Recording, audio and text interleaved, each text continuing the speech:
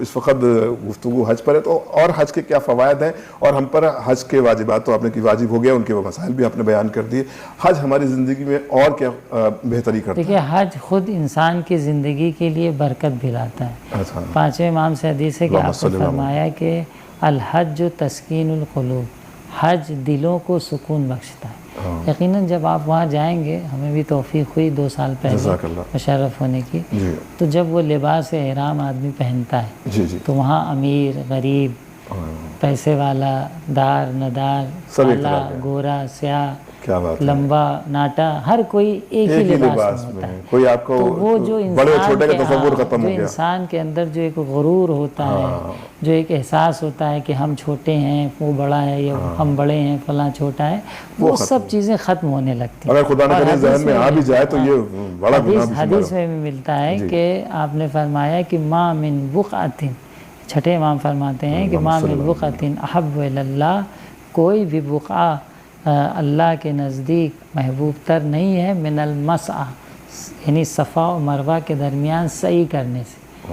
کیوں؟ کیونکہ وہاں پہ پیسے والا، بڑے بڑے جو ہے جسے کہیں کہ عہدے والے وہاں جاتے ہیں اور وہاں پہ دوڑ رہے ہیں، سب ایک ہی طرح سے، ایک ہی لباس میں، ایک ہی لباس میں، ایک ہی طریقے سے۔ لِأَنَّهُ يُذِلُّ فِيهِ كُلَّ جبار، ہر جبار یعنی جبر کرنے والا، جس کے اندر غرور و تکبر ہو، بڑے پن کا احساس، بڑے پن کا احساس ہوتا ہے، وہاں پہ جا کے وہ اپنے کو ادنا محسوس کرتا ہے۔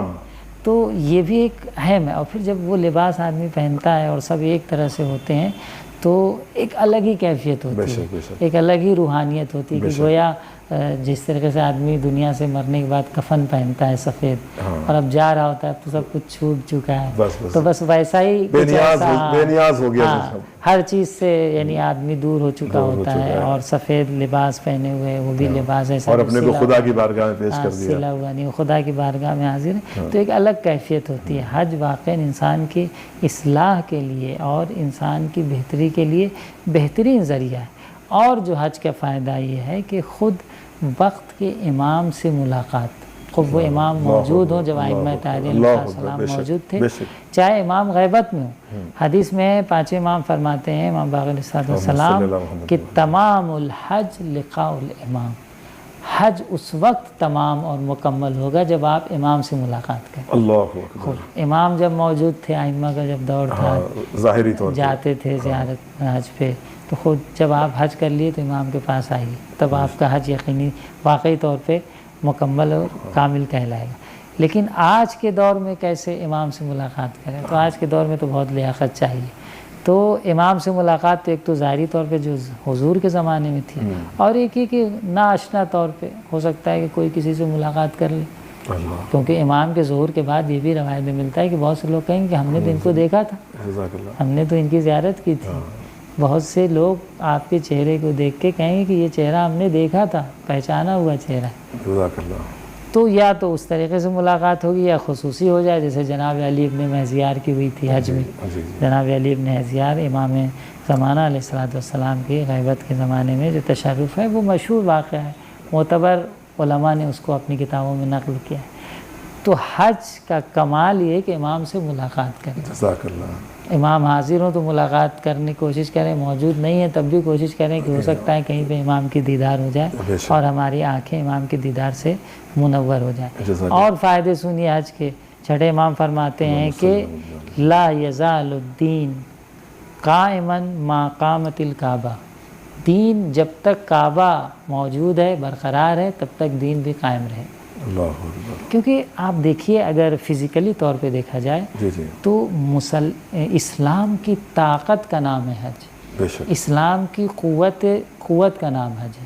آپ دیکھیے اسلام چاہتا ہے کہ آپ جو ہیں کسی نہ کسی عنوان سے ایک جگہ جمع ہوں اور ایک دوسرے کے مسائل کو، مشکلات کو پیش کریں اور حل نکالیں۔ جیسے اسلام نے کہا کہ اگر آپ محلے میں رہ رہے ہیں تو مسجد میں جماعت کے لیے جائیے، اور وہاں پہ محلے کے لوگ جمع ہو رہے ہیں۔ اس کے بعد شہر میں رہ رہے ہیں تو 5.5 کلومیٹر کے اندر نماز جمعہ ہوگی، وہاں پہ جائیے، وہاں اپنے مسائل کو حل کریے، ہفتے میں 1 دن جائیے۔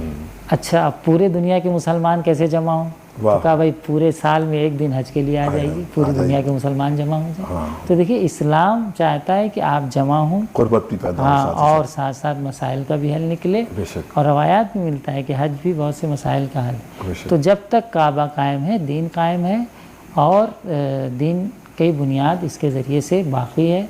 तो जब तक काबा रहेगा तब तक दीन इस्लाम बाकी और कायम रहेगा।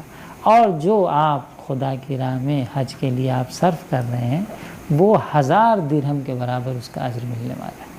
वाह। यानी 1 दिरहम आपने अगर हज के रास्ते यानी में खुदा खर्च से किया, कारोबार भी कर रहे हैं आप। हाँ, तो वो गोया उसको आपको 1000 बराबर बढ़ा के मिलने वाला अल्लाह देने वाला है। बेशक, अल्लाह अदा करने वाला। बेशक, बेशक।